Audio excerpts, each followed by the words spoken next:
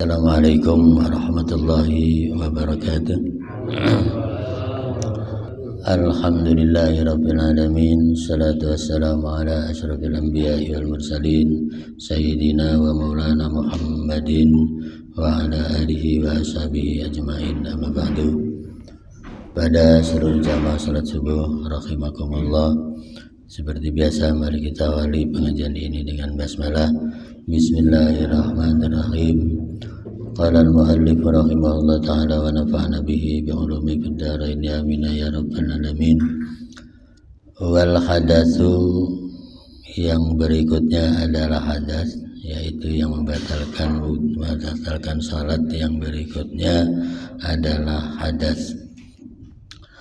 Al hadatsu fi sholati yubtiluha amdan kana aw sahwan, bahwa hadas itu akan membatalkan salat sengaja atau tidak sengaja.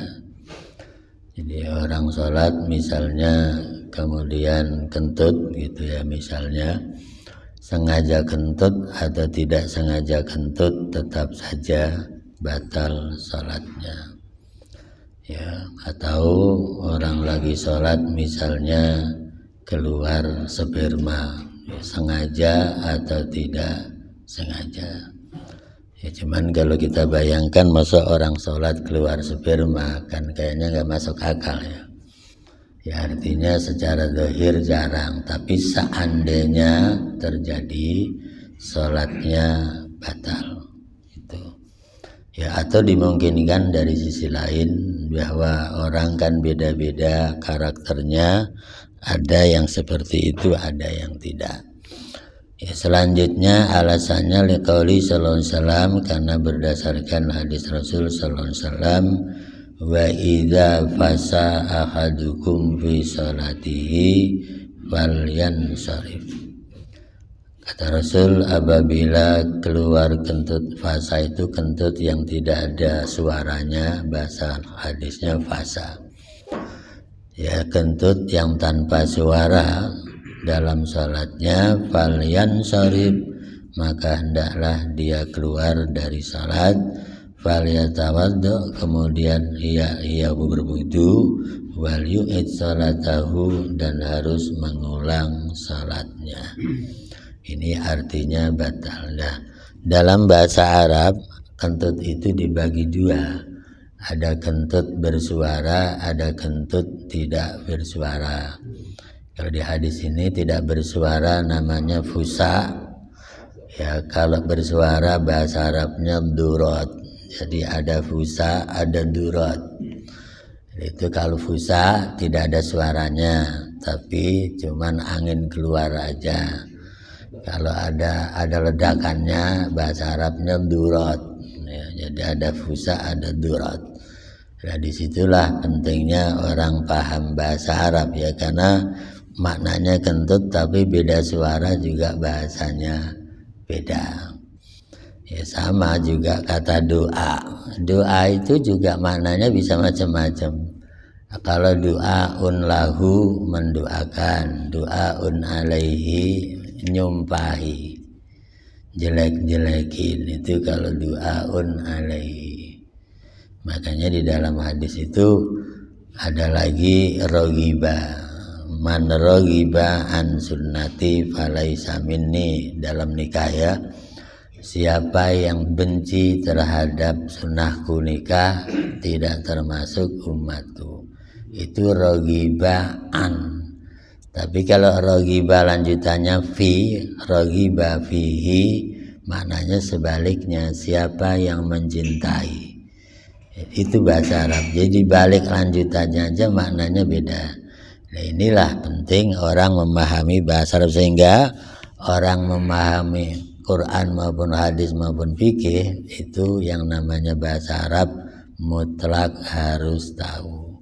Karena kalau nggak tahu nanti ada kesalahan makna, ya. Karena seperti Maliki Yaumiddin, dulu pernah rame ayat Maliki Yaumiddin, ya kan? Maliki artinya merajai, menguasai, yaumi artinya hari, din artinya agama.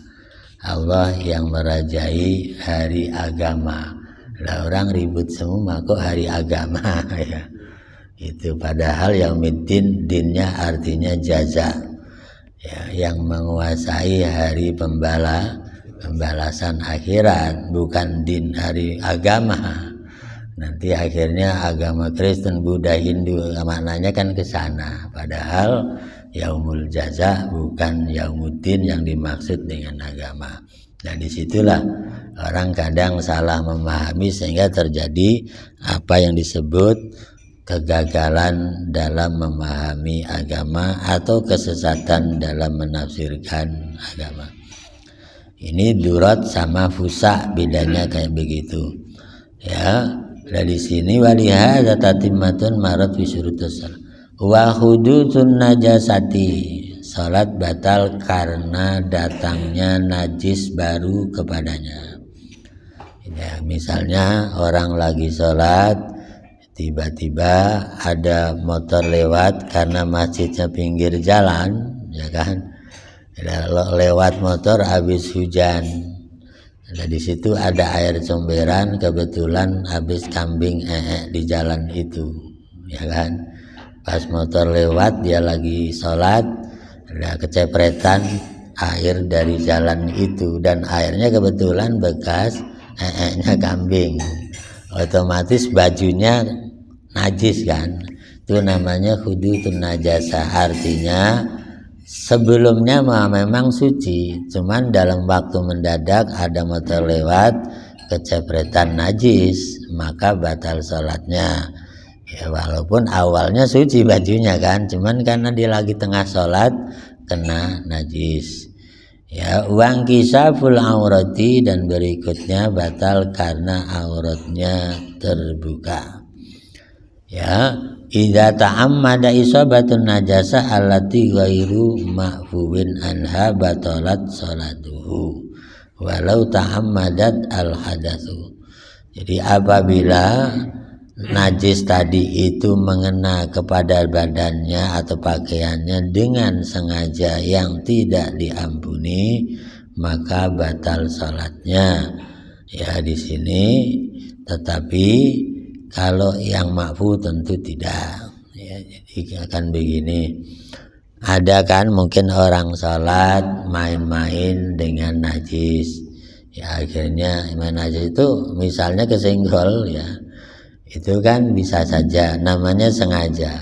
Atau sholat mungkin di tempat yang kalau nanti dia gerak najisnya muncrat ke dirinya, itu namanya sengaja kan, ya diinjot-injotan ya, yang agak goyang itu ruko dia kaget, gila ini muncrat ke sini, itu namanya sengaja. Kalau najisnya tidak ma'fu alias najis yang tidak dimaafkan, batal salatnya, kecuali kalau najisnya ma'fu, najis yang diampuni, yaitu najis dengan jumlah yang sangat sedikit, tidak sampai mengalir darahnya. Misalnya seperti nyamuk itu darahnya nggak pernah mengalir, kita tepak juga nggak mengalir, kan sedikit jumlahnya. Nah, kalau kita sholat misalnya ya kena nyamuk diginiin, ya kan kalau gerak sekali nggak batal, ya kan, diginiin kemudian meletuslah di pakaian kita, itu nggak batal karena najisnya ma'fu, diampuni. Ya enggak, jumlahnya sedikit ma'fun, ya, atau ya darahnya lalat juga tidak sampai mengalir kan, ya kecuali kalau disengaja dengan jumlah yang lebih, yang tidak ma'fu. Taruhlah lalatnya jumlahnya ada 10, yaitu mah banyak kalau 10 kan nanti ngalir dia, Itu kalau jumlahnya begitu. Begitu juga sama halnya yang lain-lain yang terkait dengan itu. Ya wa ammal ma'fu anha mislu an qatala qomlatan wa nahwaha fala tabdulu. Kecuali kalau sedikit yang ma'fu seperti contoh di sini membunuh qomlah. Qomlah itu yang ada di kepala. Apa namanya, ketombe apa itu? Yang kecil kayak semut itu ya. Yang ada di kepala itu qomlah, sejenis ketombe lah ya, tapi makhluk. Itu juga tidak membatalkan karena dia ma'fu. Kadza qalahu al-Badzanjini wa in waqa'at alaihi najasatun nuzira. Jika enggak sengaja ada najis jatuh kepada orang yang lagi sholat, nuzira maka dilihat dulu. Innaha fil hali bi anna fadaha lam tabdul li'adami li'atahadzuril ihtiraz an dzalika.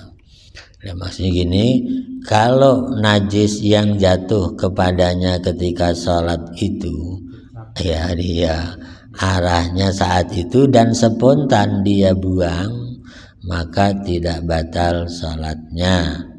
Tapi spontan, jangan ditungguin ya gitu. Jadi misalnya jatuh apalah najis langsung diginiin itu kan ya. Tapi kalau dibiarkan lama kan dianya kan kalau lama kemana-mana ya kan, langsung kan langsung ini masih ma'fu, masih sedikit kalau langsung. Tapi kalau agak lama boleh jadi dia basah dan kemudian melebar ya kan, itu tidak ma'fu kalau udah begitu.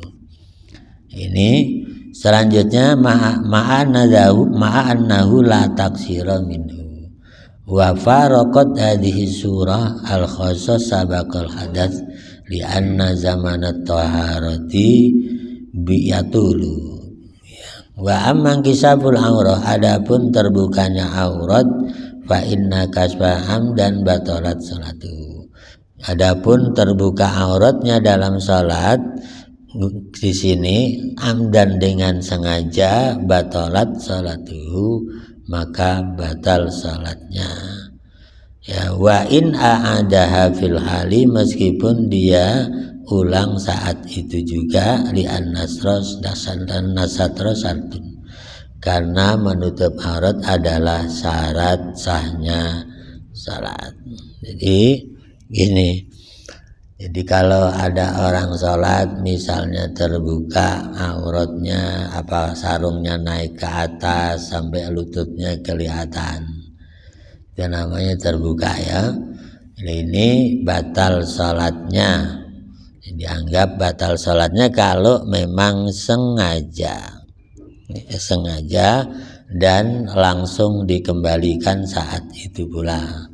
Jadi memang ada yang sengaja ada enggak kan, orang kebuka aurat itu ada yang sengaja ada enggak ya, misalnya kukur-kukur ketarik ya kan, jadi misalnya gatel kan ketarik akhirnya auratnya kelihatan, itu namanya kalau itu sengaja batal. Walaupun langsung dibalikin lagi spontan, itu tetap dianggap membatalkan. Alasannya nutup aurat itu syarat sahnya salat, artinya harus dipenuhi sebelum salat. Kan kalau syarat itu menentukan sahnya tapi dia sebelum salat ya. Jadi itu. Kemudian wa amman kisaful aurati faqad azalau bi fi'lihi fa usbiha malau adata. Sekarang wa in kasafaha arihu fastataro fil hali fala tabtilu. Tetapi kalau tutup auratnya terbuka di sini oleh angin, jadi terbukanya bukan sama perbuatannya tapi luar perbuatannya yaitu angin. Fastataro, lalu segera dia tutup, fil hali seketika, fala tabtulu maka tidak batal salatnya. Ini jadi kayak orang lagi apa di Arafah ya Pak Haji. Ini mau salat cuman mirip di Arafah. Orang di Arafah ya ketiup angin ya kan, lalu auratnya kebuka. Nah, itu kalau langsung ditutup lagi itu tidak batal. Begitu juga sholat, karena sholat masjidnya belum jadi, ya kan, temboknya nggak ada, ya kan. Begitu sholat ada angin kencang, ya kan, otomatis yang sholat pakaiannya ketarik sana sini ya sama angin. Lah saking kencangnya angin sampai naik ke atas sarungnya kelihatan pahanya. Itu tapi ditiup angin loh ya, bukan maunya dia. Lah begitu ini langsung ditutup ke bawah lagi sama dia, itu tidak batal karena enggak sengaja dan ditiup oleh angin di luar keinginan orang tersebut, ya. Nah, di sini kalau langsung dan ditiup oleh angin bukan karena perbuatan dia.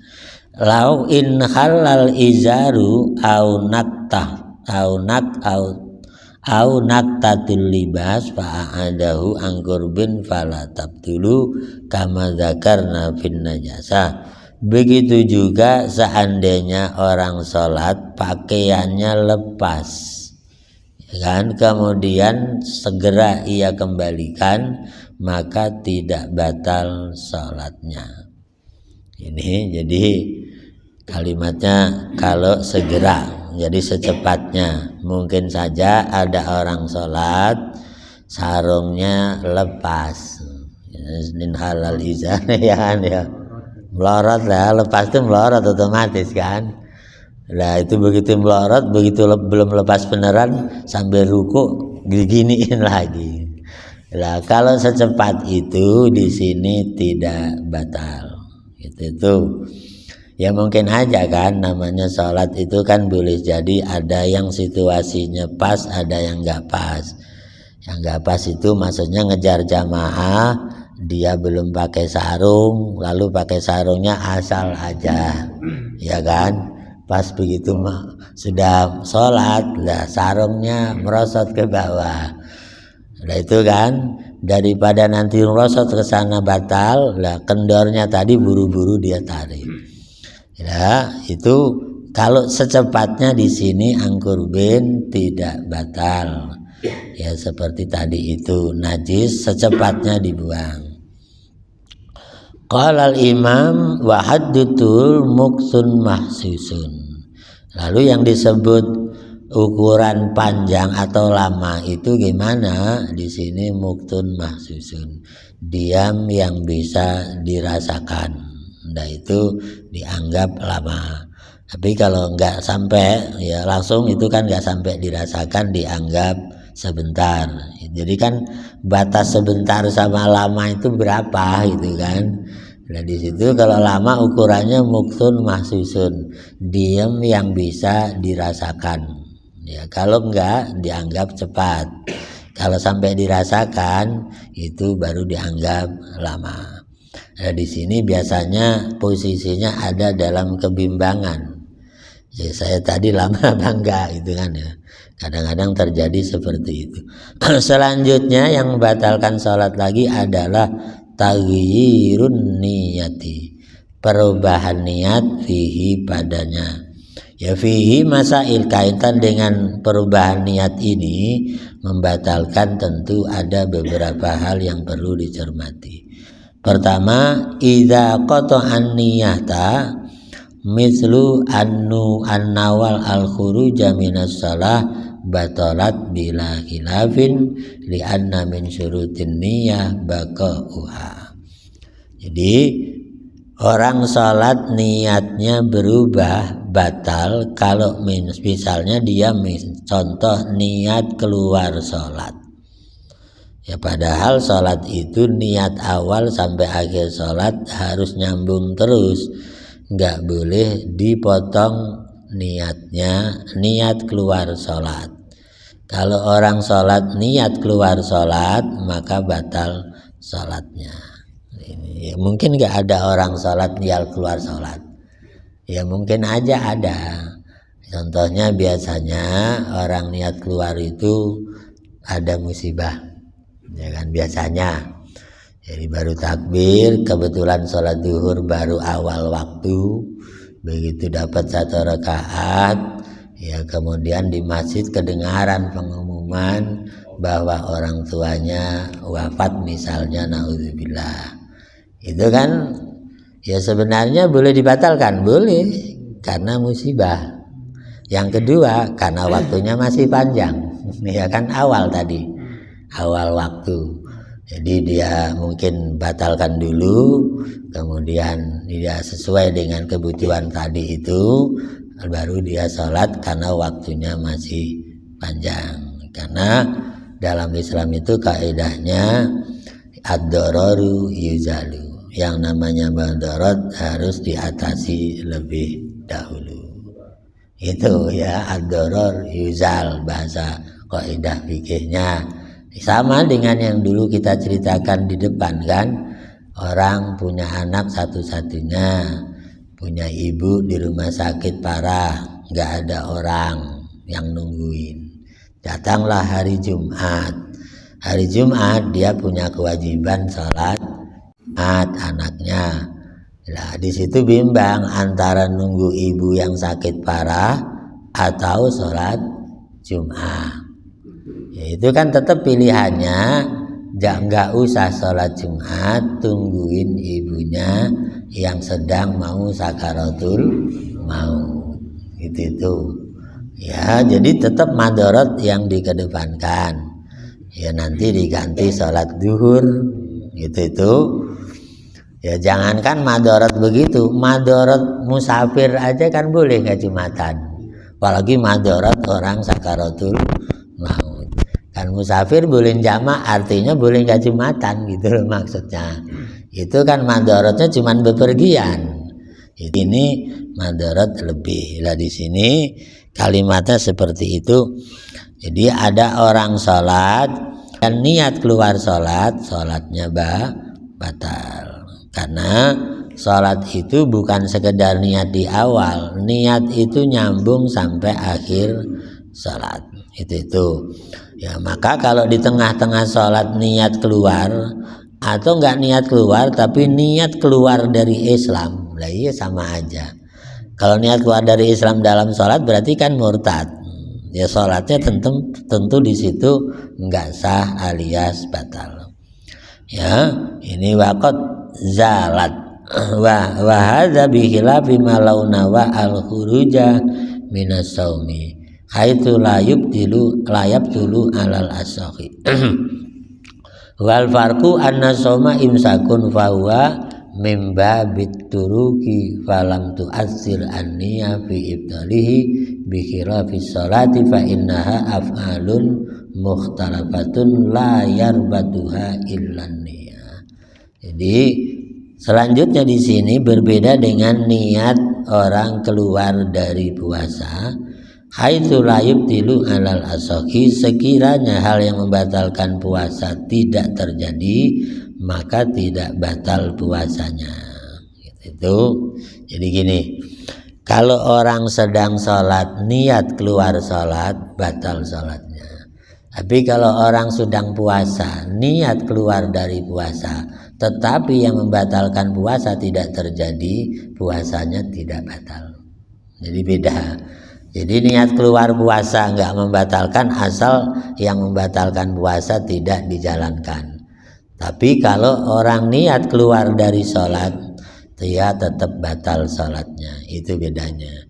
Jadi niat batal, misalnya puasa niat batal puasa, tapi yang batalkan puasa seperti makan, seperti minum dan segala macam enggak dijalankan, ya puasanya enggak batal.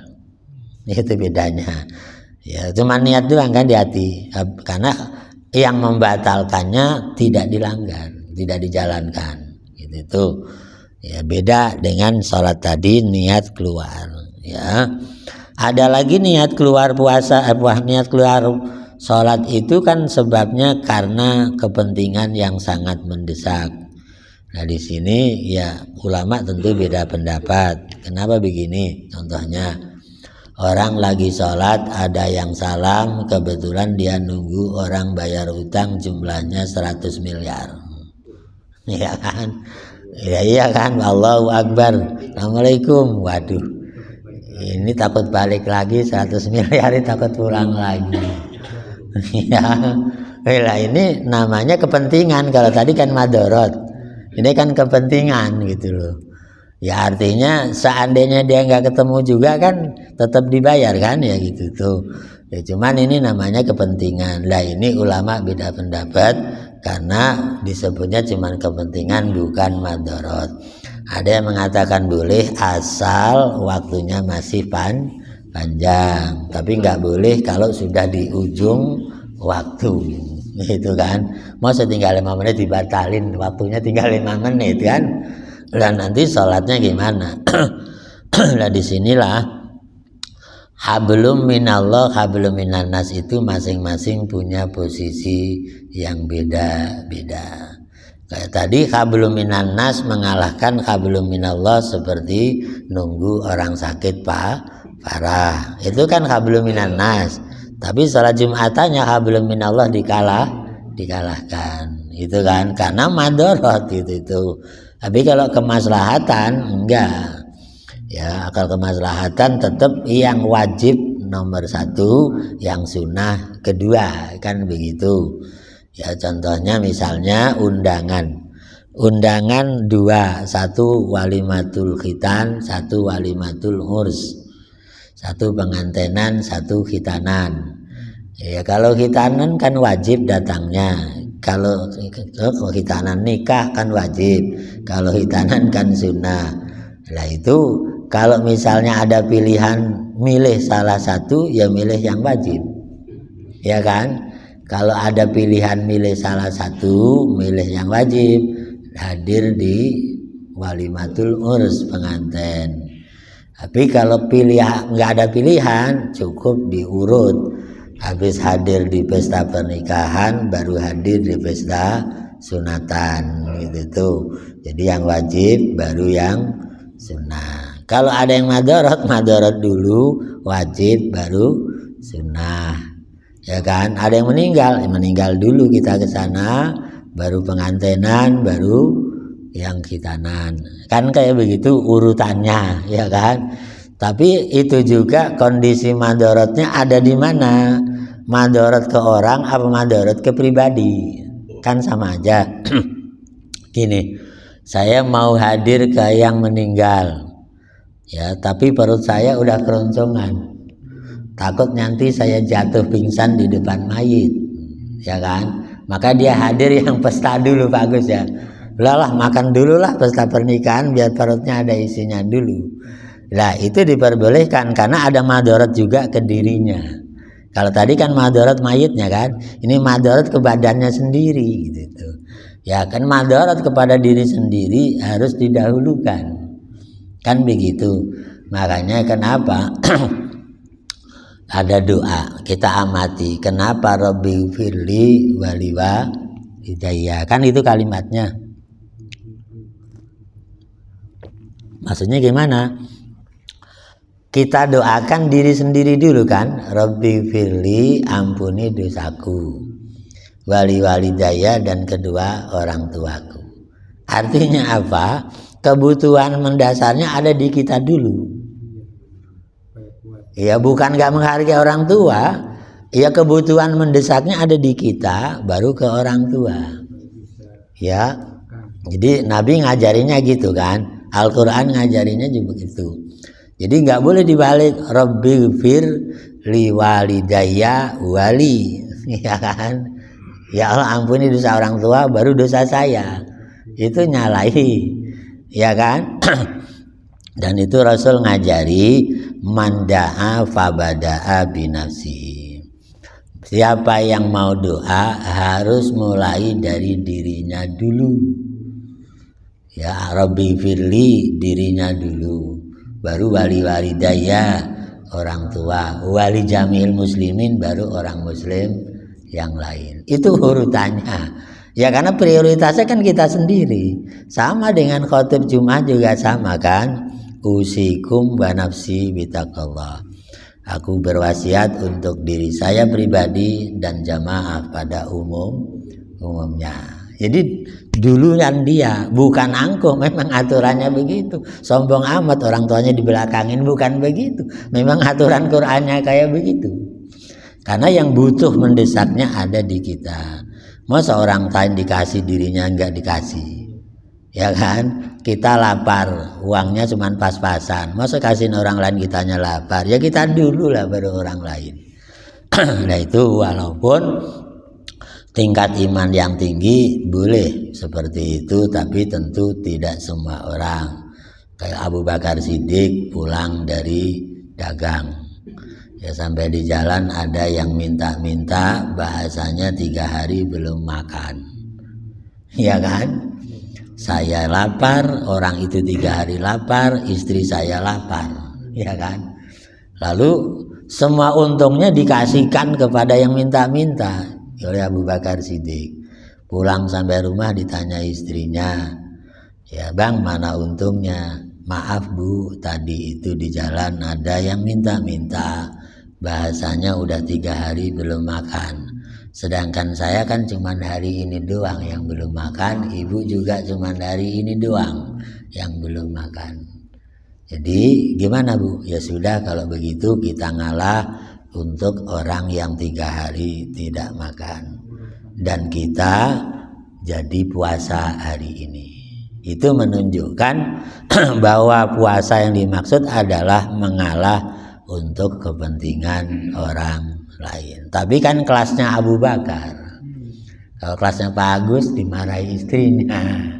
Ya kelas imannya Abu Bakar itu silakan aja. Dan Nabi tidak nyuruh seperti itu, enggak. Nabi nyuruh dirinya sendiri dulu, baru orang lain. Itu ya sama ini madorot dalam sholat juga, yang kepada dirinya harus didahulukan sebelum yang lainnya. Itu Rabbi firli, baru wali walidayya, baru wali jami'il mu'minina wal mu'minat wal muslimina wal muslimat. Itu juga didahulukan lagi al ahya minhum wal amwat, yang masih hidup dulu baru yang sudah mati. Itu kan urut kan bagus kan.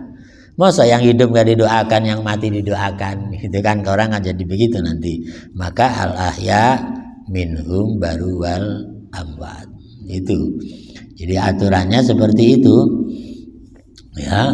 Fa idza zalat zalarabtu wasaniyatu lau naqalan niyata min fardin ila fardin akhara au min fardin ila naflin fal asahu al mutlanu.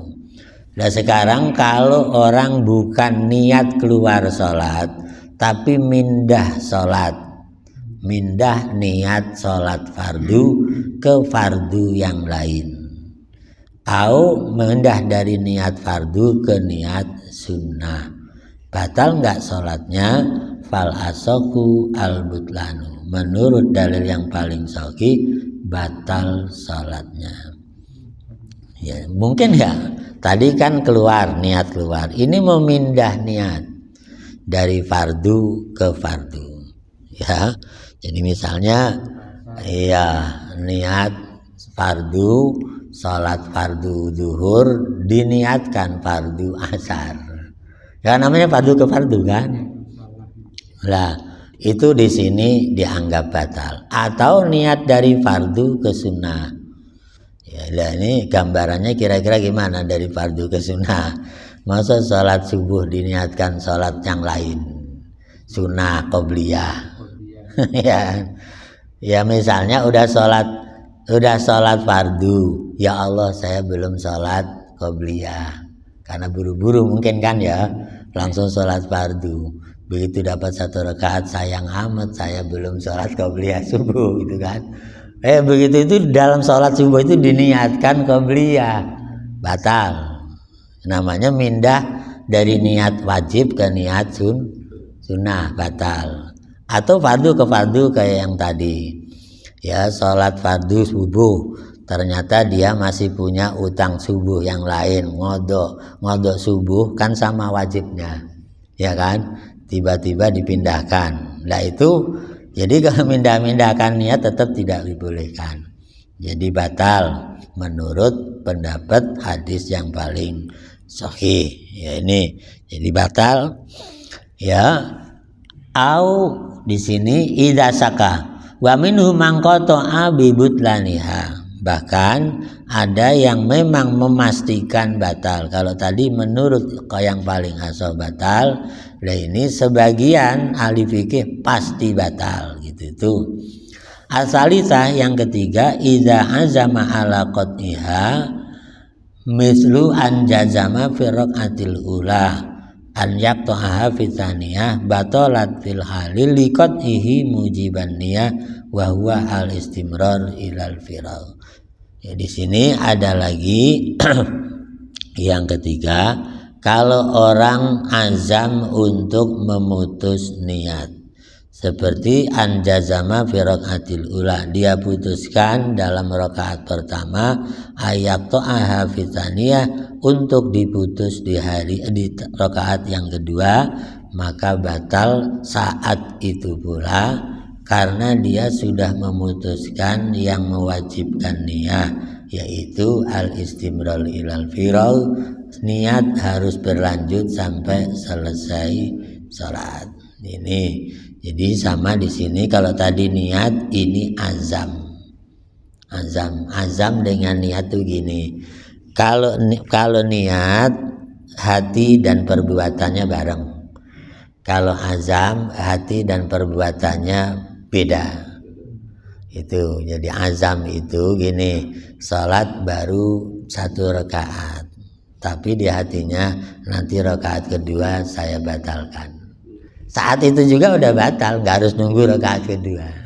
Azam kan, di sini hatinya jalan tapi rakaat keduanya kan belum datang, maka disebut azam. Ya, tapi kalau yang namanya niat, saat ini niat, saat ini juga. Ya, makanya kaitan dengan itu puasa itu kan niatnya malam. Itu kata ahli fikih yang lain bukan niat, itu namanya azam. Ya karena malamnya hati gerak, kan perbuatannya habis subuh, ya kan, maka disebut azam kata sebagian ahli fikih. Wajib kalau sunat misalnya kita kan belum makan nih, langsung aja niat puasa misalnya. Iya kalau niat sholat puasa sunnah boleh di pagi-pagi dengan syarat sejak subuh dia belum kemasukan apa-apa. Ya. Jadi sebelum subuh udah punya wudhu, habis sholat, sarapan belum, segala macam belum. Ya setelah sholat, kemudian pulang ke rumah misalnya, naudzubillah ini orang miskin, mau sarapan gak ada yang dimakan, mau ngopi gak ada kopi. Ya misalnya orang miskin sekali, ya bilang ya sudah sibuk kita puasa kebetulan dari Senin, kita niat puasa. Jadi niat pagi masih sah dengan syarat belum kemasukan apa-apa. Tapi kalau habis subuh udah ngopi ya, kemudian mau sarapan nggak ada niat, ya nggak bisa, udah kemasukan kopi masalahnya. Ya lain lagi. Jadi asal masih belum kemasukan apa-apa, kalau niat puasa sunnah pagi diperbolehkan. Itu. Nah, tapi kalau puasa wajib tetap tadi tabidun niyah, harus di malam hari. Nah di sini orang dalam sholat jangan macam-macam niatnya berubah-ubah.